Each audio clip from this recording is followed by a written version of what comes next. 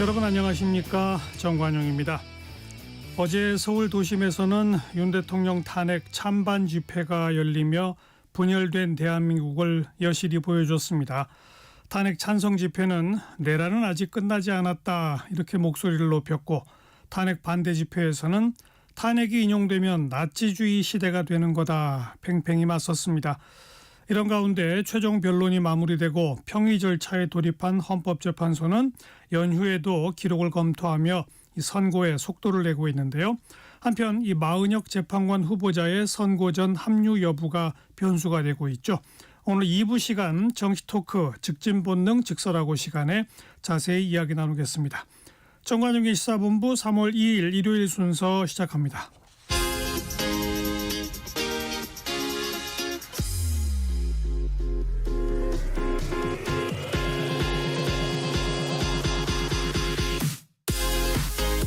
대한민국 시사의 중심 토요일 일요일 낮 12시 10분 KBS 1라디오 정관용의 시사본부.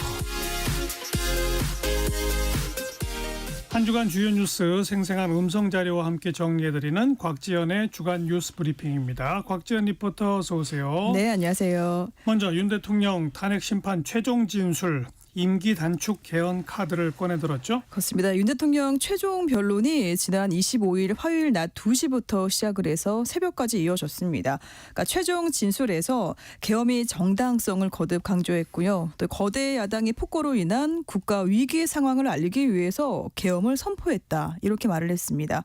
그리고 계엄과 정치 개혁이 마지막 사명이다 이렇게 밝혔습니다.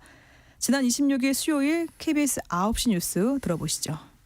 윤석열 대통령은 탄핵 기각으로 직무에 복귀하게 되면 개헌과 정치개혁에 집중하겠다고 강조했습니다.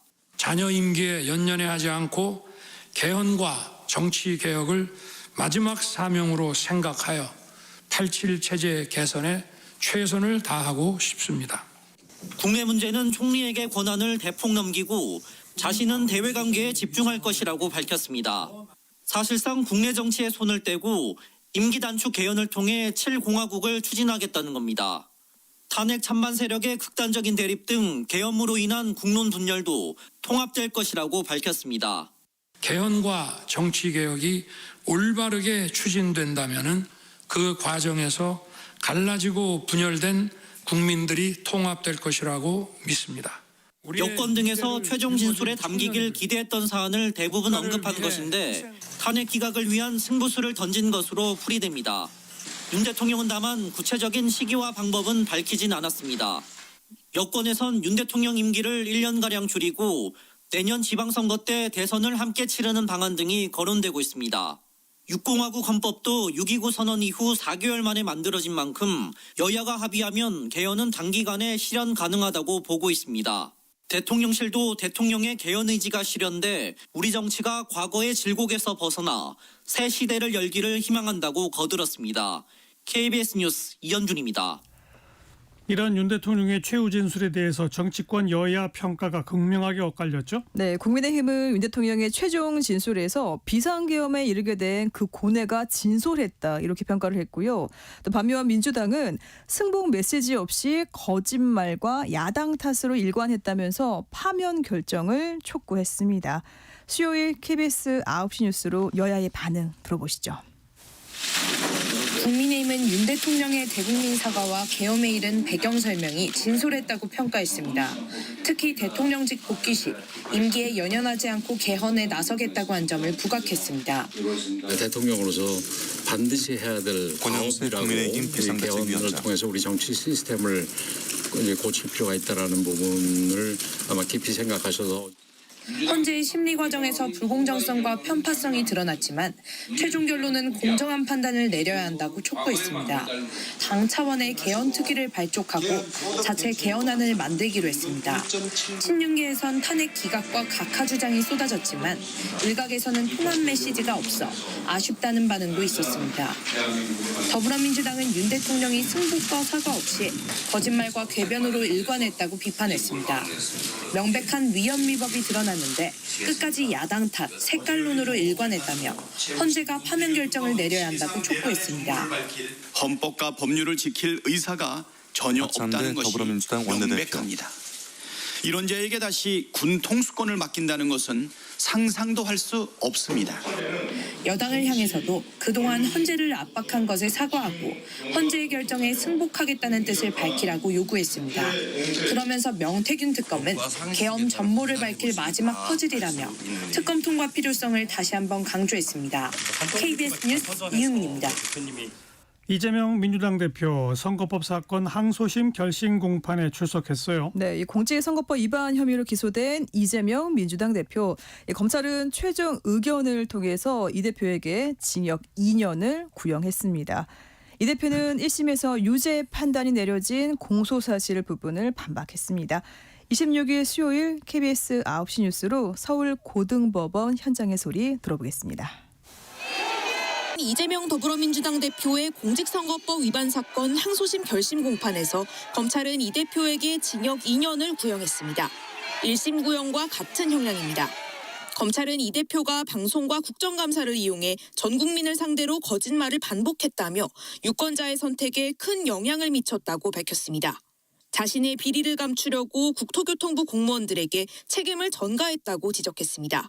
앞서 1심 재판부는 이 대표의 발언 가운데 대장동 개발 사업 핵심 실무자 고 김문기 씨와 골프를 치지 않았다는 취지의 발언이 선거법상 허위사실 공표에 해당한다고 판단했습니다.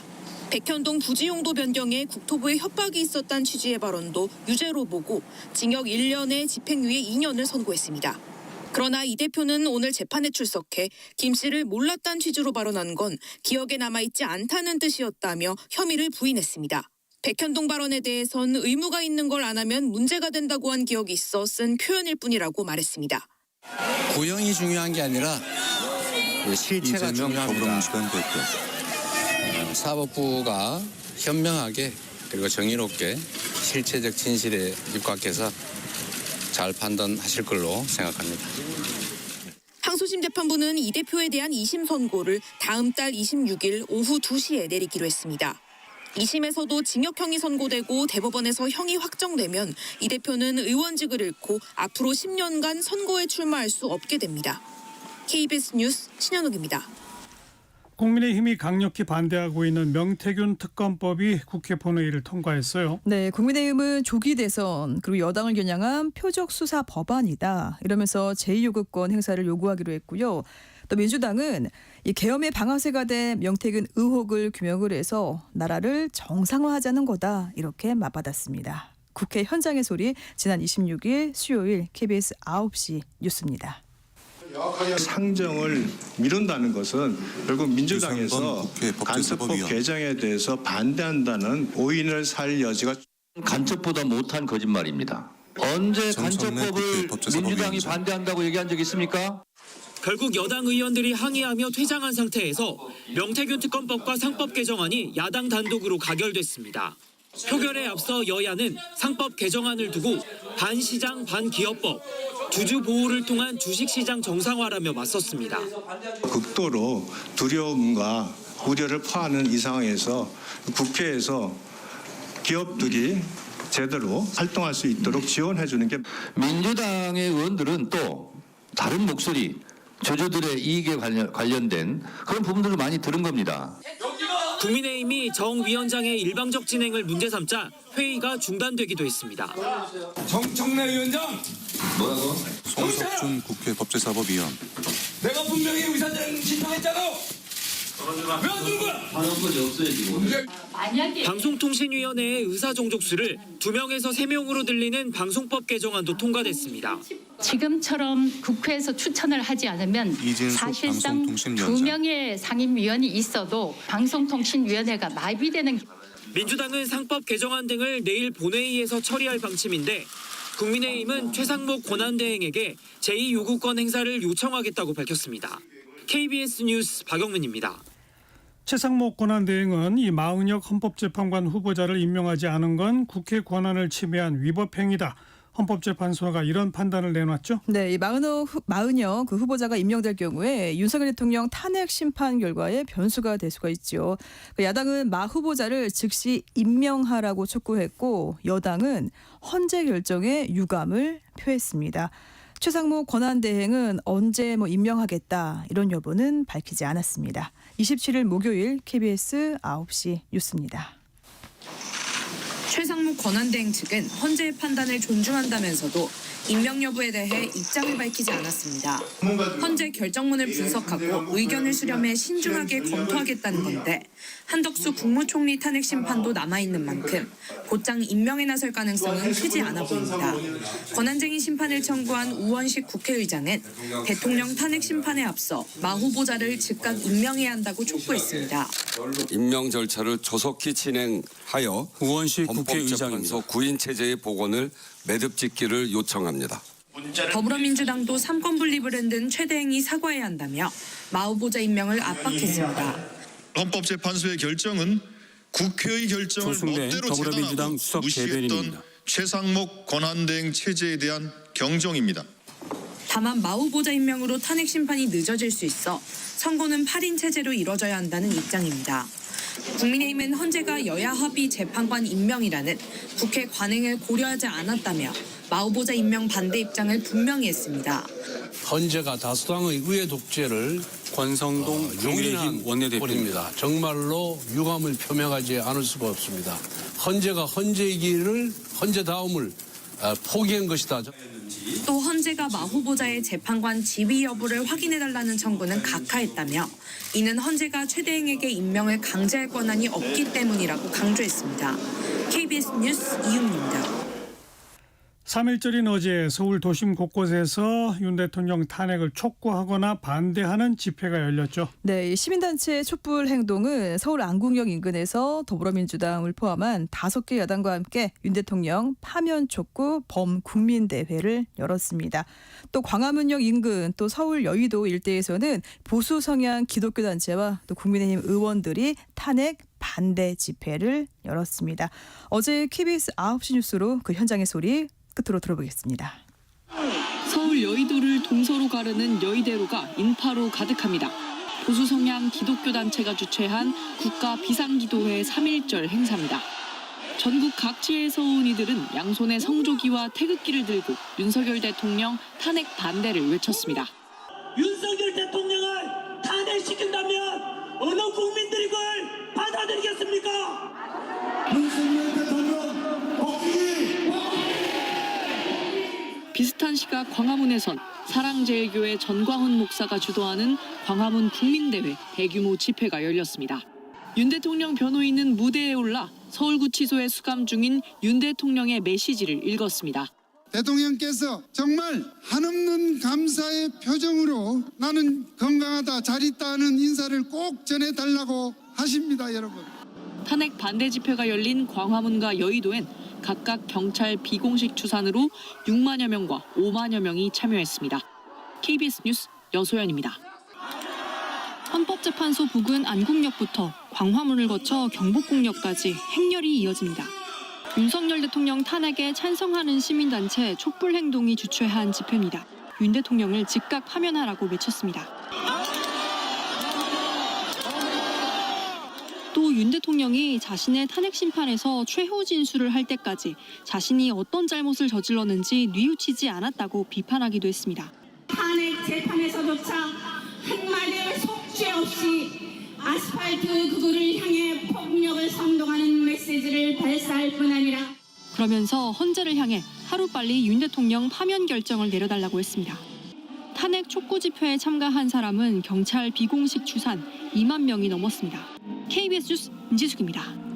네, 주간 뉴스 브리핑이었습니다. 곽지연 리포터 수고하셨어요. 네, 고맙습니다. 정관용의 시사본부 듣고 계십니다. 12시 25분 향해 가네요. 기상청 또 교통정보센터 차례로 연결합니다. 기상청의 최영우 씨. 네, 오늘 오후부터 모레까지 전국에 비나 눈 예보가 있습니다. 특히 오늘 밤부터 추워지면서 비가 눈으로 바뀌어 제법 많이 쌓일 것으로 예상됩니다. 오늘 낮 최고 기온 서울 대구 13도, 부산 14도, 광주 17도 등 전국이 평년을 크게 웃돌겠고요. 이후 오후부터 바람이 강해지기 시작해 북쪽에서 찬 공기도 내려오겠습니다. 내일부터 모레까지 눈비와 함께 기온도 떨어져 춥겠고요. 이번 추위는 한파 수준은 아닌데요. 워낙 기온이 높게 오른 뒤에 떨어지는 추위라서 춥다. 쉽게 느껴지겠고 수요일부터는 다시 풀리겠습니다. 오늘과 내일까지 우선 강우량과 적설량, 비로는 전국이 20에서 80, 많은 곳 강원과 제주 산지 100mm 이상이고 눈으로는 서울, 인천, 경기 서해안 3에서 10cm, 그 밖의 지역 대부분 5에서 40cm, 강원 동해안과 산지 20에서 50, 최고 70cm 이상이 예상됩니다.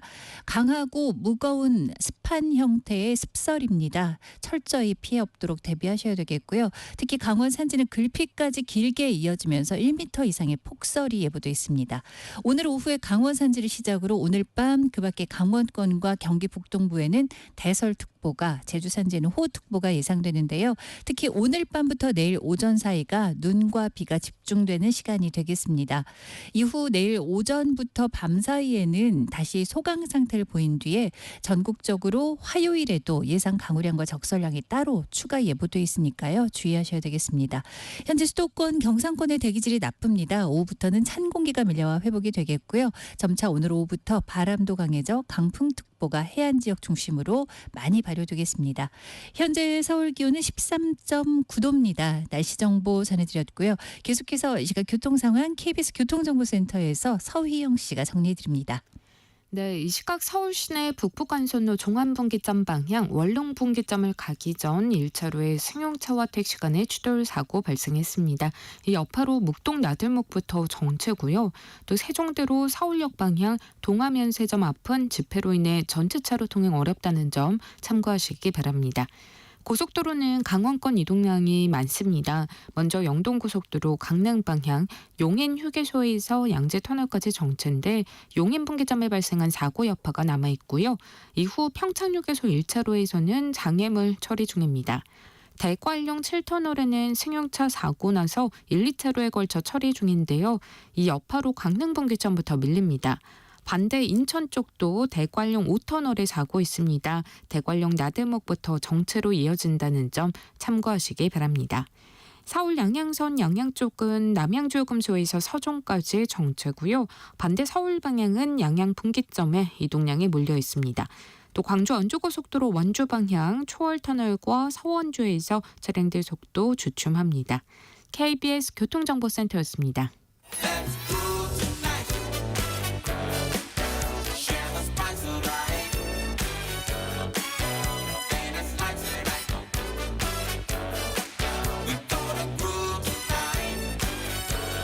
국민 MC 정관용, KBS 1라디오 정관용의 시사본부.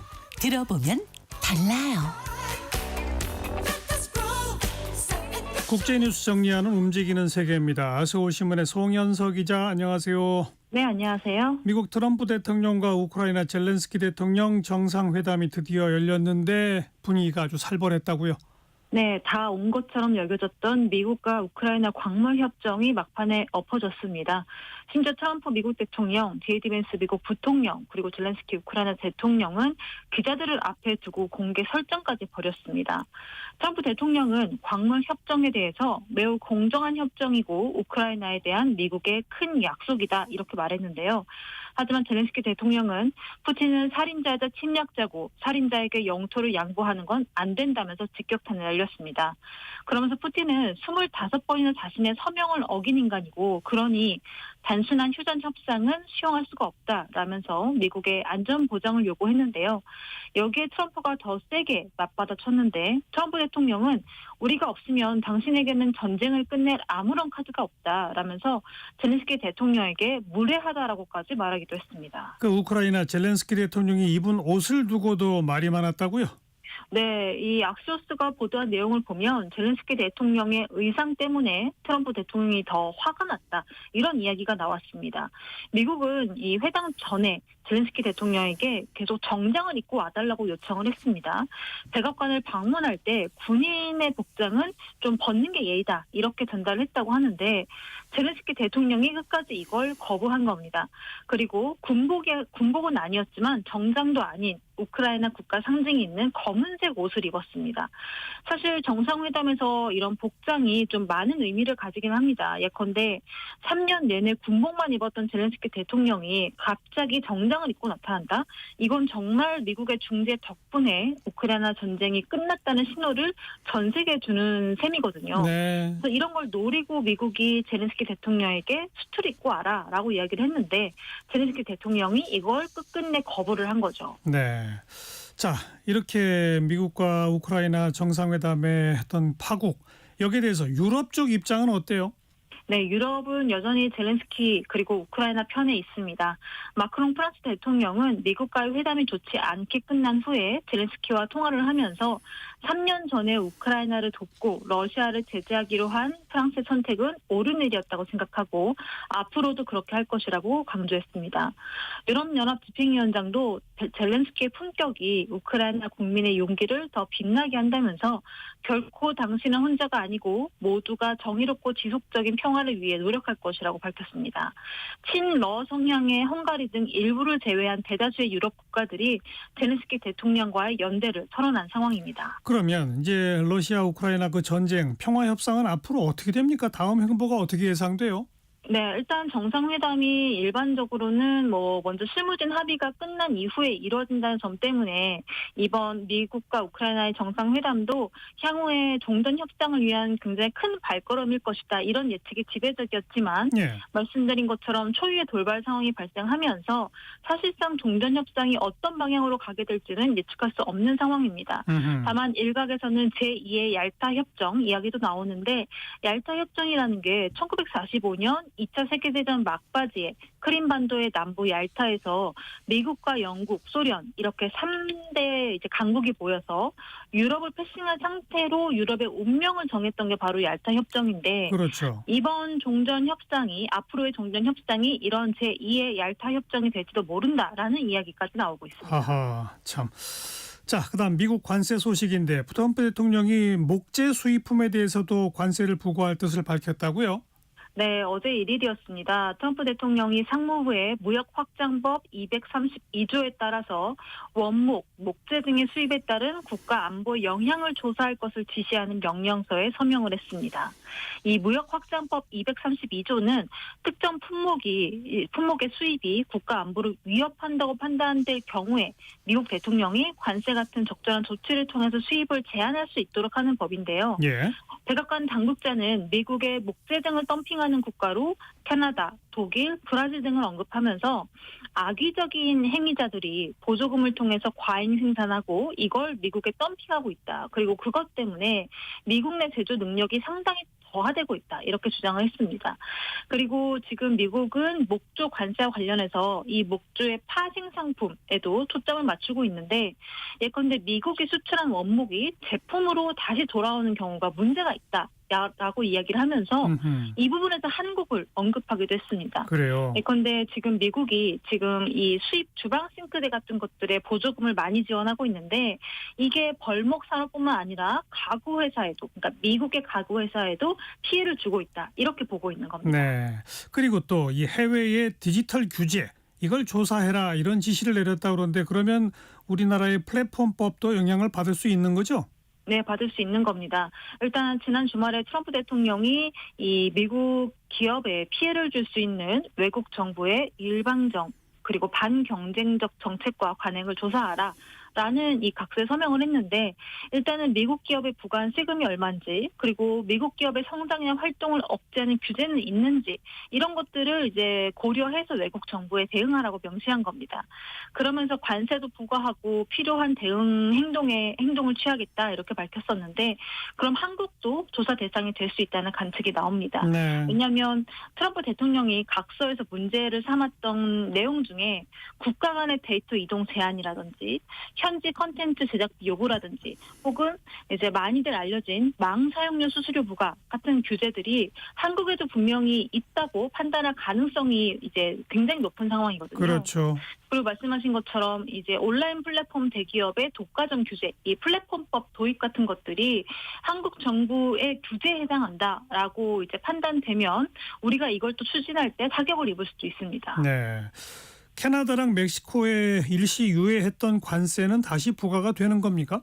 현재까지는 그렇습니다. 예정대로라면 내일 모레인 4일부터 멕시코와 캐나다에 유예됐던 관세 25%가 부과가 됩니다.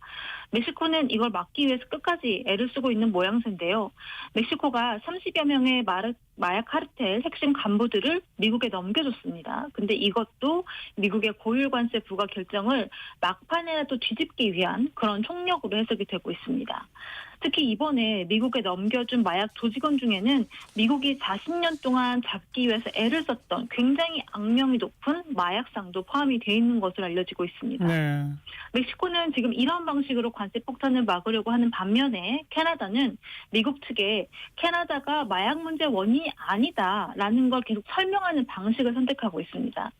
지금 주스틴 트리도 캐나다 총리는 이제 계속해서 이것들을 미국 측에 설명하는 자리를 가질 것이고 그럼에도 불구하고 만일 관세가 시행된다면 즉각적이고 강력한 대응을 할 것이다. 이렇게 강조했습니다. 캐나다랑 멕시코는 그렇고 중국에 부과될 관세는 어떻습니까? 중국도 상황이 좋지는 않습니다. 미국은 이달 초에 중국산 모든 제품에 10% 추가 관세를 부과했고 다음 주에는 10%를 더 매기겠다고 나선 상황입니다. 심지어 미국이 이제 이 추가 관세를 부과하는 날짜가 이번 달 4일 그러니까 내일 모레죠. 이날이 사실 중국 최대 정치 행사인 양회가 개막하는 날이기도 합니다. 네. 그래서 이번 양회에서 미국 관세 폭탄에 대한 대응이 굉장히 비중 있게 논의가 될 것으로 보입니다. 올해 초까지 미국에 수출되는 중국산 제품에 약 25% 정도의 관세율이 적용이 됐는데 지난달에 10% 추가 보편 관세를 부과를 했고 여기에 10%를 만약에 더 매기게 된다면 총 45%의 관세가 붙게 되는 겁니다. 그렇죠. 물론 미국은 이제 미국으로 유입되는 펜타닐이라는 마약 문제가 해결이 되거나 크게 개선될 때까지 이런 고관세율을 매기겠다 이렇게 조건을 달긴 했는데 중국에서는 아직 이것에 대한 구체적인 입장을 내놓지 않고 있습니다. 다만 미국의 중국산 제품에 대한 추가 관세 조치에 대해서 세계무역기구 WTO에 제소하겠다는 뜻을 내비친 상황입니다. 근데 이제 이번 중국 양회에서 여기에 대한 대응 방침 이런 게 논의가 되겠죠? 어떤 점이 주목됩니까? 네, 방금 언급했던 무역 갈등에 관세 압박까지 더해지면서 중국의 대외 경제 여건은 계속 불확실성이 커져가고 있는 상황입니다. 그래서 중국은 어쩔 수 없이 지난해와 마찬가지로 내수 진작을 통해서 침체된 경기를 살려야 하는 그런 숙제를 안고 있습니다. 그래서 이걸 위해서 중국이 어떤 정책을 이번 양회에서 내놓을지가 일단 첫 번째 관전 포인트라고 보여집니다. 예. 참고로 지난해 양회에서는 말씀드린 이 내수 활성화 대책으로 대규모 설비나 소비재를 이제 새 것으로 교체하는 걸 장려하는 이구 환신, 그러니까 낡은 제품을 새 제품으로 교체하는 정책을 내세웠습니다.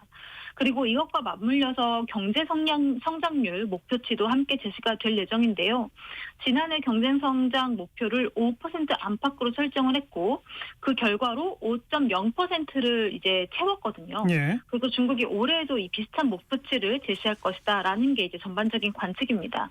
왜냐하면 시진핑 중국 국가주석이 2035년까지 그러니까 10년 후까지 GDP를 2019년에 2배로 키우겠다라는 목표를 지금 내놓은 상황인데 목표를 달성하려면 앞으로 10년간, 11년간 연평균 4.7% 이상의 이 경제 성장률을 유지를 해야 합니다. 그렇기 때문에 올해도 아마 성장률 목표치가 5% 안팎이 될 것으로 보이고요. 그렇군요. 또 전 세계를 깜짝 놀라게 한 딥시크 열풍과 더불어서 AI 기술에 더욱 박차를 가할 수 있는 지원책이 나올지에도 관심이 쏠리고 있습니다. 네. 양회에서 논의될 경제정책이었고 이 외교 국방정책에 대해서는 어떤 메시지들이 나옵니까? 네, 중국과 대만, 그러니까 양안 문제와 관련해서는 지금 대만의 집권당인 민주진보당이 친미 성향, 독립 성향이 굉장히 분명하기 때문에 중국은 올해에도 이 대립각을 세우면서 굉장히 강경한 입장을 내놓을 것으로 예상이 됩니다. 특히 올해는 반분열 국가법 제정 20주년을 맞이하는 해이기 때문에 이런 분위기가 더 강조될 것으로 보이고요. 그리고 미국과 중국의 갈등도 계속되고 있는 상황에서 올해에도 국방 예산 증액을 통해서 군사력 확충에 힘을 기울일 것으로 보입니다. 지난해에는 전년도와 같은 7.2%의 증액률로 정하고 우리 돈으로 300조 원을 최초로 넘겨서 이 국방 예산을 편성을 했었는데 올해에는 7%대 후반까지 증액 규모를 늘릴 수 있다라는 관측들이 나오고 있습니다. 네. 그리고 중국 우리처럼 저출산으로 고심하고 있는데 결혼하는 사람들을 늘리려고 이 법정 결혼 가능 연령을 낮추는 방안 이건 고려 중이라면서요? 네, 법정 결혼 연령을 낮춰서 출산 인구 기반을 확대하고 또 출산 잠재력을 높이기 위한 제안이 양회에 이번에 제출이 됐는데요. 현재 중국의 법정 결혼 연령은 남성의 경우는 22세, 여성은 20세로 정해져 있습니다. 국가적인 추세보다 굉장히 좀 높은 수준이긴 합니다. 이게 또 과거에 한 자녀 정책이 있을 때, 시행이 될 때 만들어진 법이기 때문에 저출산 추세가 극심한 현재 상황에서는 출산율을 높이기 위한 방법 중에 하나로 이렇게 법정 결혼 연령을 낮출 필요가 있다. 이런 내용들입니다. 예. 이 제안을 내놓은 천수정시의 중국 과학원 원사는 법정 결혼 연령을 낮추는 게 더 어린 나이에 결혼하라고 강요하는 게 아니라 더 넓은 선택을 제공하고 국제적인 규범에 부합하기 위한 것이라고 설명했습니다. 네. 다음 대만 소식인데 대만 당국이 여성의 의무 군 복무 제도 이걸 검토하고 있다고요? 네, 대만 국방부는 여성의 징병제 도입 가능성과 관련해서 다각도로 종합적인 이 평가가 필요하다고 밝혔고 또 선진국의 여성 병력 운용 상황에 대해서도 자세히 들여다보고 있다고 밝혔습니다. 대만 남성들은 모두 의무 복무제에 따라서 반드시 군대를 가야 합니다. 근데 18세부터 이 의무 복무를 하고 있는데 사실상 대만 군 병력은 대부분 지원병 위주이고요. 의무 복무는 보조적인 역할만 하고 있습니다. 그런데 이런 상황에서 중국의 군사적인 압박이 계속 거세지고 있고 또 여기도 저출산 때문에 병력 부족 현상이 점점 더 심각해지고 있습니다. 그래서 2022년 당시에 차이잉원 총통이 이 군 의무 복무 기간을 4개월에서 1년으로 굉장히 파격적으로 연장을 했었거든요. 네. 그런데도 불구하고 병력 감소 추세를 이제 막기가 너무 힘들어지다 보니까 여성 의무 복무 카드까지 검토하는 것으로 분석이 됩니다. 현재 관련 이 법률 개정 단계까지 가지는 않았는데 군사력에 대한 압박이 갈수록 더 심각해질 것으로 예상이 되기 때문에 대만 당국이 예상보다 더 극적인 결과를 내놓을 가능성도 있습니다. 네. 마지막 중동 소식인데 이스라엘과 팔레스타인 무장단체 하마스가 휴전을 연장할지 관심이 쏠렸는데 결과가 나왔어요? 어제까지는 일단 휴전 연장에 합의를 하지 못했습니다. 아이고. 양측이 원래 42일의 휴전 1단계 기간 동안 가자 지구에서 이스라엘군이 완전 철수하는 것, 그리고 남은 인질들 전원을 석방하는 것, 이걸 골자로 하는 휴전 2단계를 협상하기로 했었는데 이스라엘이 2단계 대신 1단계를 42일 더 연장하자라고 주장을 하고 하마스는 이거에 거부하면서 지금 진전이 없는 상태입니다. 일단 1단계를 연장하자는 계획은 이스라엘 내부의 극우 정치인들 사이에서 나오는 목소리인데 극우 연립정부 파트너들이 휴전 2단계에 만약에 들어가게 되면 연정에서 탈퇴해버리겠다. 이렇게 네타냐후 이스라엘 총리를 일종의 협박을 한 겁니다. 네. 네타냐후 총리가 이런 협박을 이기지 못하고 결국 1단계 연장이라는 카드를 하마스한테 내밀었고 하마스는 지금 이걸 거부하고 있는 거죠. 일단 휴전 1단계가 끝나고 2단계를 위한 협상이 진행되는 동안에는 다행히 교전 중단 상태가 유지가 됩니다. 그런데 협상이 결렬될지도 모른다는 예측이 나오면서 이스라엘군은 이미 교전 재개를 준비하는 듯한 움직임을 보이고 있다는 사실이 전해지면서 우려가 커지고 있습니다. 불안하네요. 네. 참. 네, 서울신문 송현석 기자 고맙습니다. 감사합니다.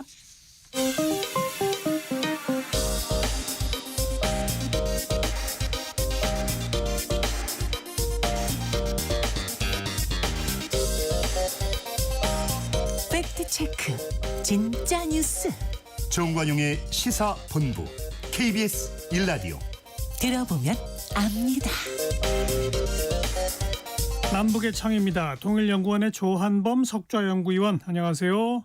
안녕하세요. 북한이 지난 26일 전략 순항 미사일을 발사했어요. 트럼프 취임 이후 두 번째인데 전략 순항 미사일이 우선 뭡니까?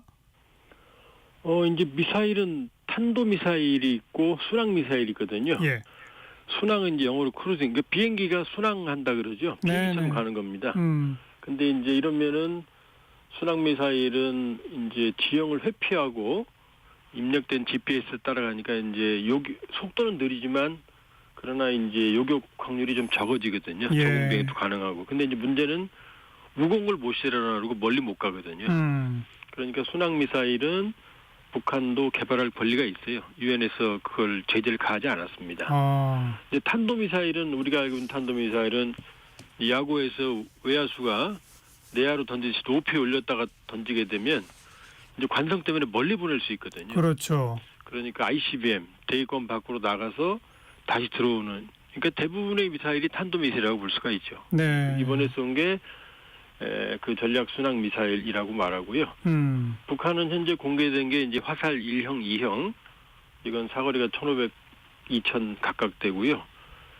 불화살 3-31이라는 게 또 있는데 이거는 이제 해상에서 그러니까 지상으로 쏘는 미사일인데 그 31이 그 화산 30일이라고 해가지고 북한의 표준화된 핵탄두 예. 그걸 의미하는 거거든요. 네. 그러니까 유엔의 제재를 가하고 있지는 않지만 북한이 전략이라는 표현을 쓰면은 거기는 핵이란 얘기거든요. 그렇죠. 그러니까 그걸 시험을 했고 1월 25일 날 발사하고 26일 날 발사했으니까 거의 이제 한 달 만에 두 번 다 이제 김정은 참관하에 발사를 한 거죠. 이번 발사는 그럼 어떤 의미가 있다고 보세요?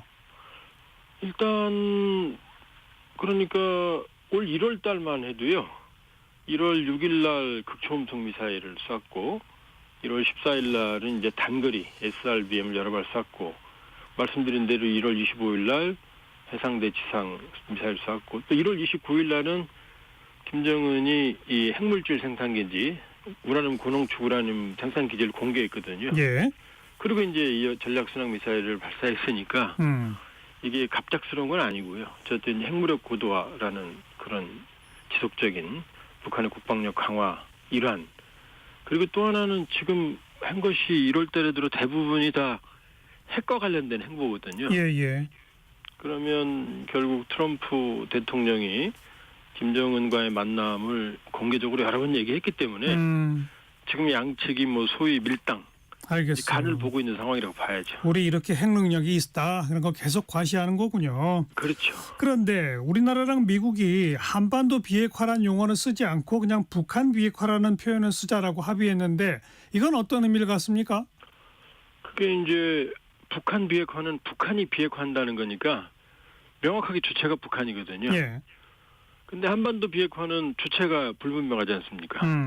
그러면 우리는 핵이 없지만 미국의 핵 확장 억제가 있고 북한은 핵이 있으니 한반도를 비핵화하면은 미국의 확장 억제도 없고 북한도 없다는 얘기가 되니까 이거는 사실은 이제 북한이 원하는 핵 군축. 그러니까 북한의 핵을 인정받는 상태에서 핵을 점점 줄여가는 의미가 있는 게 사실은 한반도 비핵화고요. 예. 그러니까 사실은 좀 우리가 지나고 보면 착각을 했던 게 2018년 4.27 판문점 회담 남북 공동선언, 6.12 싱가포르 북미 미북 회담 공동선언에 북한 비핵화라고 안 돼 있어요. 거기 한반도 비핵화를 위해서 공동의 노력을 한다 이렇게 돼 있거든요. 네. 그러니까 한반도 비핵화는 북한이 원하는 용어고 우리 입장에서는 우리는 핵이 없는데 한반도 비핵화라고 하는 건 말이 안 맞죠. 그러니까 네. 북한 비핵화로 이제 양측이 합의했는데 근데 문제는 지금 트럼프 대통령은 이런 합의 이런 게 중요한 게 아니라 본인의 의사가 중요하거든요. 그렇죠. 그러니까 실제로 이 한미가 이 외무장관 여러 가지 차원에서 지금 합의를 했지만 그럼 트럼프 대통령이 지금 어떻게 할지는 아무도 모르거든요. 알겠습니다. 네. 자, 북한이 러시아에 추가 파병했다고 국가정보원이 밝혔는데 어느 정도입니까? 여기는 조금 갈리네요. 왜냐하면 우리 정보 당국은 이제 1,000여 명 규모가 이미 1월 달에 추가 파병이 됐다. 왜냐하면 지금 12월 상순부터 북한군이 전투에 투입이 됐고 11,000에서 12,000 대략 사단급인데 최소 4분의 1, 3,000명에서 4,000명의 손실이 있다라는 게 이제 그렇죠. 공통된 분석이거든요. 예. 그러면 사실은 거의 전멸 수준이기 때문에 이 추가 파병은 반드시 가야 됩니다. 보충병이. 그때 1,000명 정도 가서 뭐 효과가 있을까요? 이제 일단은 이제 그 파악된 게 1,000명이고 이제 계속 갈 가능성이 있죠. 그리고 이제 우리 정보 당국의 입장은 이제 경보병뿐만이 아니고 이제 기계와 관련 중화기 관련도 추가로 갔다 이런 판단인데. 예. 근데 이제 미국군 또 입장이 좀 달라요. 아직 확인되지 않았다라고 지금 말하고 있거든요. 그래서 이게 트럼프 대통령이 트럼프 행정부가 북한을 자극하지 않기 위한 정치적 행보인지 아니면 한미 당국 간의 정보적인 판단차인지 그건 아직은 불분명해요. 푸틴 러시아 대통령이 우리로 치면 장관급인 북한 노동당 비서와 예고 없이 만났고 이 만남을 공개했는데 이건 어떤 의도입니까? 이제 지금 리희용 당 비서, 북한에서 당 비서면은 뭐 서열 10위권 아닙니다. 그리고 김성남 국제부장, 이제 노동당의 국제부니까 노동당 안에 있는 외교의 수장이거든요. 예. 정상적이라면은 뭐 최선희 외무상보다 뭐 몇 배나 권력이 강한 사람이거든요. 요 사람이 갔으니까, 모스크바에 갔으니까 통합 러시아당 푸틴 소속 당에서 초청을 해서 노동당 대표로 갔거든요. 네. 그러니까 상당한 비중, 그러니까 아마 김정은 빼고는 가장 비중 있는 인사들이 갔으니까 사실은 처음부터 푸틴을 만날 그 예견돼 있었다고 봐야겠죠. 예. 지금 북한이 파병도 하고 대규모 탄약을 준 상황에서 지금 뭐 젤렌스키 트럼프 첫 회동이 결렬됐지만 네. 어쨌든 전쟁은 이제 소강 상태, 휴전 내지 종전 모드로 갈 거거든요. 그렇죠. 그러면은 사실은 좀 북한이 다급해지거든요. 그런 상황에서 북한을 좀 안심시키기 위한, 왜냐하면 러시아도 전투는 당분간 계속되고 알겠어요. 전투가 끝나도 북한이 필요하니까 안심시키는 행보라고 볼 수 있죠. 자, 북한이 코로나19 이후 5년 만에 처음으로 이 서방 단체 관광객들을 받아들이면서 독일, 프랑스 관광객들이 갔다 와서 여행 후일담을 전하고 있는데 그 후일담에 뭐 예전과 달라진 모습들이 있답니까? 글쎄요, 뭐 그런 얘기를 하는데 제가 보기에는 뭐 달라진 게 없는 것 같고요. 왜냐하면 뭐 화장실 가는데도 허락받아야 되고, 김일성, 김정일 사진 찍을 때는 이 전신이 안 나오거나 잘리면은 문제가 되고, 예. 이 호텔도 전기가 안 들어오고, 호텔 창문도 다 깨져 있고, 뭐 이 난방은 저 호텔만 되고, 그나마 대동강백주는 좀 맛있었다 이 정도거든요. 똑같네요, 그러면. 더 나빠진 것 같아요. 나빠졌다. 예, 최근에 그 봉쇄로 인해서 상황이 더 나빠진 것 같네요, 제가 보기에는. 그런데 중국인 북한 관광은 열지 않고 있다고 그래요. 이건 또 왜 그렇습니까? 일부는 들어갔습니다. 저도 들어간 걸 확인했고요. 단둥에 있는 소식통한테. 그런데 이제 여러 팀들이 있었는데 이제 그 중에 한 팀이 아마 중국 당국으로부터 허가를 받지 못해서 못 들어갔다. 이게 좀 섞여 있거든요. 그래서 이게 어차피 김정은 정권으로서는 중국 관광을 받아야 되거든요. 올해 관광산업 준공하려면. 예. 근데 북중 양측이 아직 앙금이 있어서 그런 건지, 네. 아니면 실무적인 차이인지 그건 아직은 좀 확인이 안 됐어요.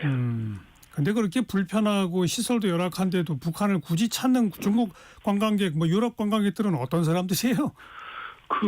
첫째 신기하고요. 신기해서 간다. 예, 호기심. 그 다음에 중국 관광객, 중국도 관광을 좋아하는데 가난한 사람도 외국 못 나가거든요. 근데 북한은 가난한 사람들도 갔다 올 정도로 비용이 싸거든요. 싸니까. 그러니까 해외 갔다 오는 맛으로 들어가는 거죠. 그렇군요. 여기까지 할까요? 통일연구원의 조한범 석좌연구위원, 고맙습니다. 예, 고맙습니다. 박인희가 부르는 봄이 오는 길 같이 듣고요. 1시 2부에 다시 옵니다.